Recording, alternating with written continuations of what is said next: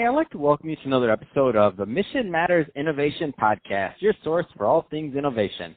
My name is Adam Torres. You can follow me on Instagram at AskAdamTorres. Keep up with my book releases, book tour schedule, signings, all that other good stuff.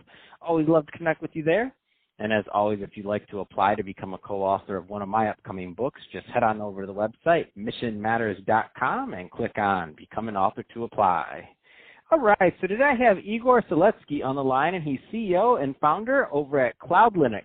Igor, welcome to the show. Thank you. How are you? Oh, man, I'm doing fantastic, and I'm excited about today's topic. So this is a hot topic always on this podcast. A lot of techies listening, a lot of business owners, entrepreneurs, and executives that also are in the position where they have to make these decisions for their companies. So they listen to this podcast to get educated. So today we're going to talk about Rebootless updates and why they're important for servers. But before we do that, let's get a little bit further into what you're doing over at CloudLinux. Tell us a little bit more about your company, please. Sure. We started the company about 11 years ago with a Linux operating system. We wanted to create a new OS specific for hosting providers. It's a small niche, and we did a really good job there. But as part of it, we created a lot of expertise where we had a lot of people who knows Linux kernel really well. And we came up with another thing that we thought was even more important is rebootless kernel updates. So you don't have to reboot your kernel or you reboot your server ever. Wow. That's a big deal. So let's see. At the very end, I'm going to give you a little bit of time. I'm going to give you an opportunity to leave, contact information so people can connect with you and your work, just so that the right type of people connect.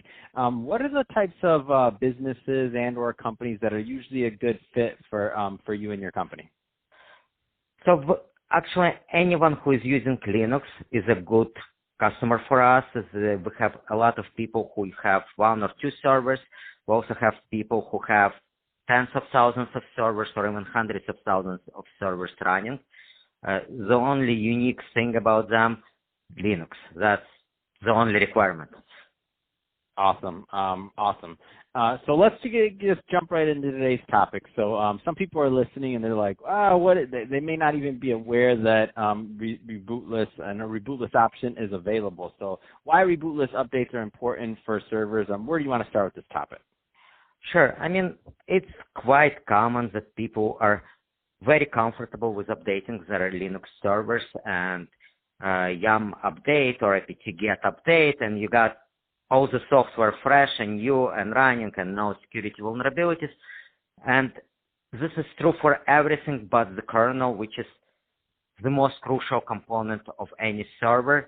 With kernel, because it sits under all the applications, like right next to the hardware, you really have to restart the server when you update the kernel.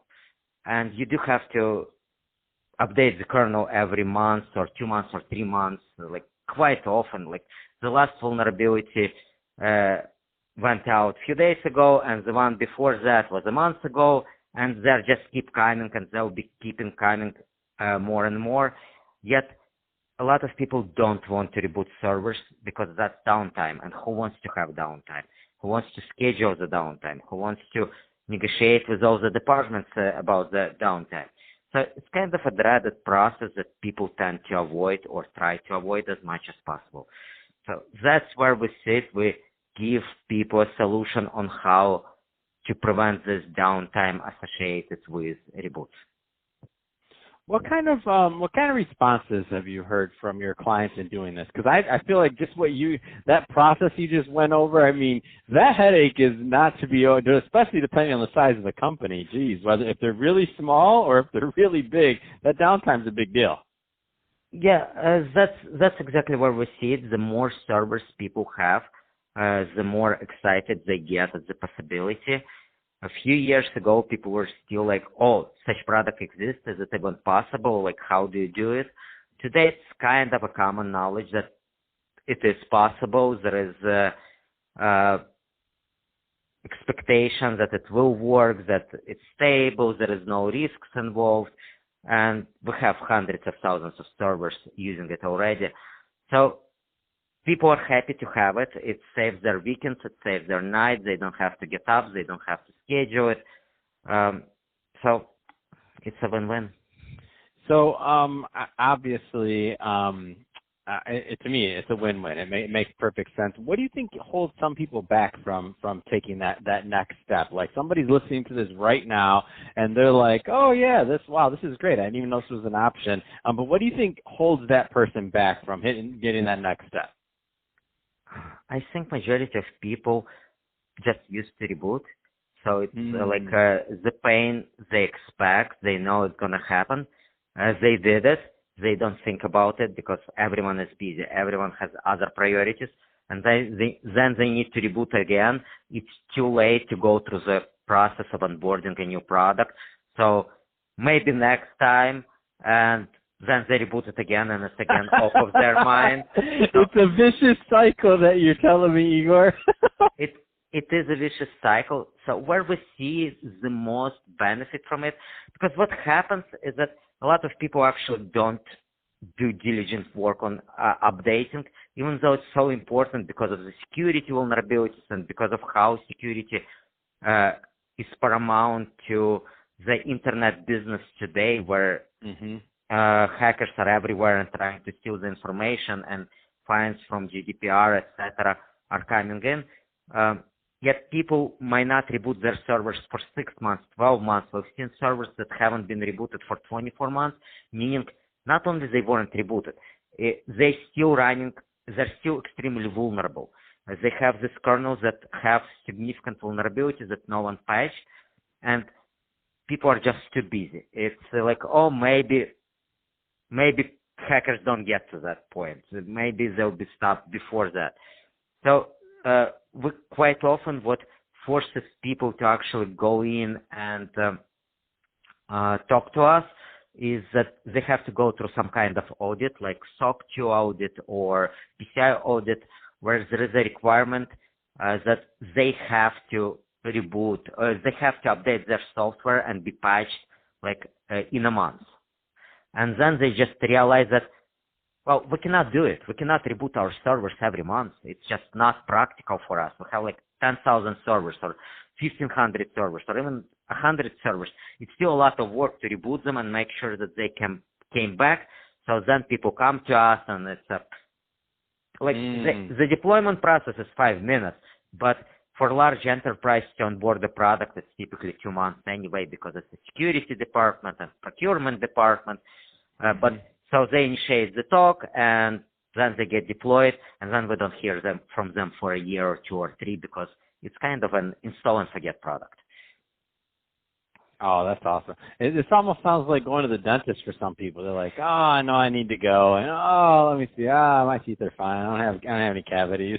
and then they get that little pain in their tooth, and they're like, now it's a priority. But why wait for the priority? How about you just do it in advance, and then you're fine, and it feels good, and you look good.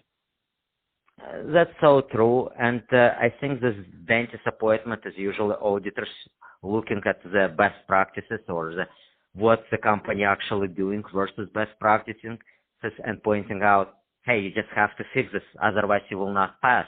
And then there is a lot of pressure on people to actually get this product, and they have to scramble and get it much faster than they would do otherwise. Oh, man. Got it. So, Igor, if somebody's listening to this and they want to learn more about working with you and your team, what's the best way for them to connect? Because there's some people right now that we probably helped make some dentist appointments. So we set some dental appointments just now, number one. We reminded a couple of people. But number two, I know there's the people that we also kind of maybe lit the fire under because they're tired of rebooting too. So what's the best way for people to follow up? So we have multiple ways. The best way is to go to kernelcare.com and just pick the way you want to. There is a form to submit. There is a phone number, email. We are open any way you want to talk to us. Fantastic. And what's that website? Let's leave it one more time for them. Kernelcare.com. Fantastic. Well, Igor, really appreciate you coming on the show today and sharing more about your background and all the great work that you're doing. And to the audience, as always, thank you for tuning in. Hope you had a lot of fun and hope you got a lot out of this. We sure did making this for you. If you did, don't forget, subscribe to the podcast, leave me a review on the Apple iTunes Store, and if you're watching this on our YouTube channel, Mission Matters Innovation, definitely give us a subscribe there, but also leave us some comments in the video. Love to know what kind of projects and products that you're working on. And Igor, thanks again for coming on the show.